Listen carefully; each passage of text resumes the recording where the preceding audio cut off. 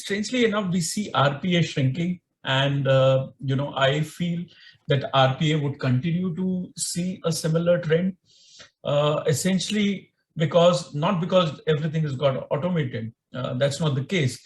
But now more and more, CIOs in their journeys, and not just the CIOs, but overall leaders in their journeys, are realizing that it is not every process can be a candidate for automation. First, you have to fix the process, because over a period of time, a lot of inefficiencies creep into a certain process. And without fixing the process itself, if you try and automate, the automation is bound to fail, which we saw in last few years. So I took a little extra time, but I tried to explain what I felt for 2022. No, sir, take all the time. People are here to hear you, not me. No one wants to hear me talk. You're the expert, sir, so please take all the time you want. I'm going to quickly jump into, I was going to stay on that chart, but because you mentioned RPA and it's on my list to try to speak to you about today, I'm going to use that as a segue and just jump right in. As I'm pulling up the data, obviously there's three main players in the RPA space that we track, at least on the larger public side, and that's Blue Prism, Automation Anywhere, and UiPath, with Microsoft creeping in a little bit. So I'm just going to go to our data real quickly and then ask you, sir. Again, I always say that our data can tell us what's happening, but it never tells us why. So the reason we speak to you guys in these interviews is to understand the why.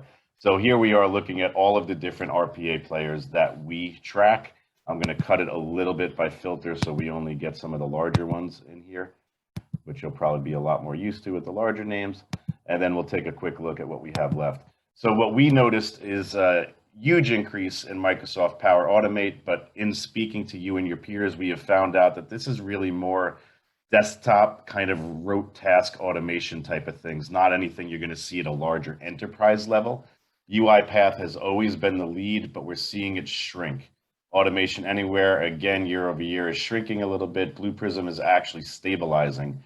I'd be curious, sir, as you look at this data and your experience and what you're saying about RPA, where do these vendors shake out? Who has the lead? Is it a lowering tide for all of them, or is there some differentiation here? I'm sorry, Rishi, did I lose you? Did I lose you?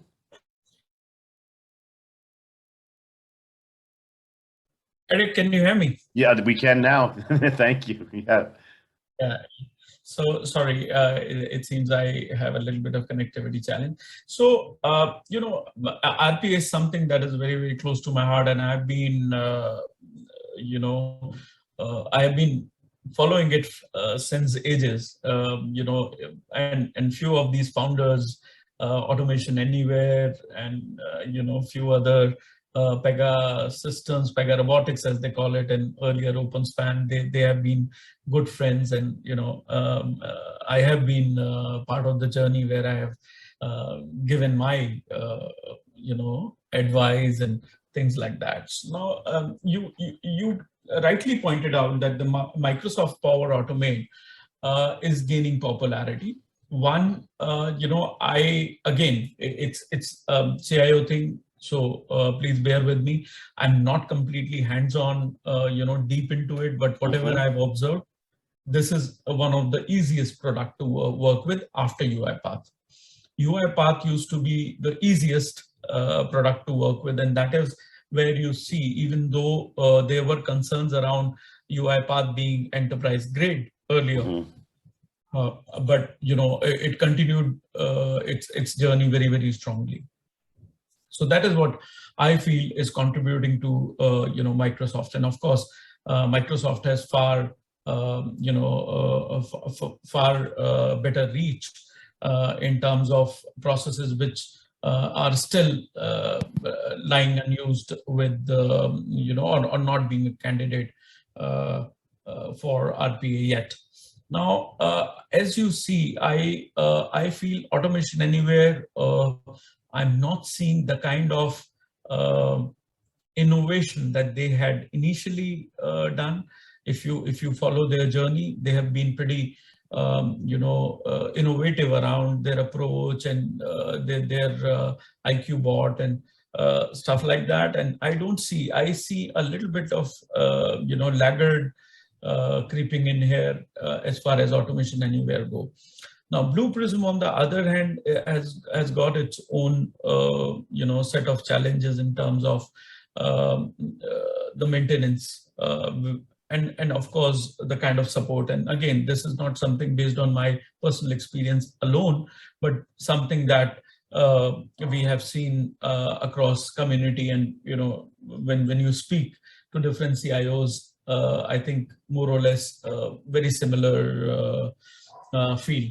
Now, there are two, RPA players which I feel are going to be making, though they were a little laggard, but they would be making a solid appearance in next 3 years. One is Pega Robotics, which is Pega Systems that you have noted here, and another is NICE. NICE is an underdog, that we see. And, so those are two of my, where I'll put my money. Well, I really appreciate you saying that, because we captured this, but again, very small citations, right? Whereas Microsoft Power Automate has over 100. This one only has, 12 or 15, but again, a jump from 7 to 33 is eye-popping, and that is nice. We can get into that maybe in a little bit later, because I think of them more as an IP telephony, a call center type of technology. Yes, but that's definitely something we can get into in a little bit. I really do appreciate this. One last question on RPA before we move on.